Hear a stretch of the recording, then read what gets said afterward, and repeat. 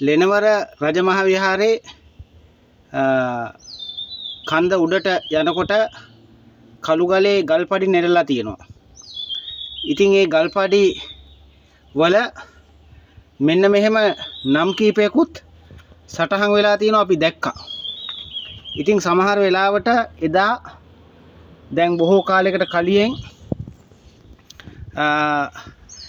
මේ විහාරස්ථානය ප්‍රතිසංස්කරණය කරන කාලේ ඒකට අනුග්‍රහය දක්වපු අයගේ නාම ලේඛනයක් වෙන්න ඇති.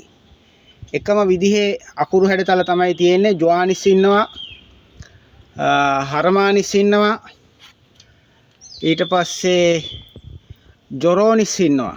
ඉතින් මේ බොහෝ වෙලාවට පෘතුගීසි නම් ඉතින් ඒ කාලේ හිටපු බැතිමතුන්ගේ නාම ලේඛනය වෙන්න ඇති කියලා අපි විශ්වාස කරනවා. ඉතින් මේ ඒ ගල්පඩි වර්ෂ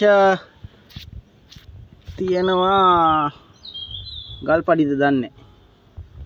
ඉතින් එක එක විදිහේ සලකුණු තියෙනවා. 196 කියලා තියෙනවා බ.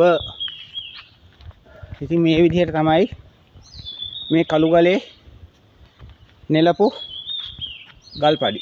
මේ උඩටම තියෙන්නේ ඒවා. ඉතින් මේවා බලා ගන්න පුළුවන්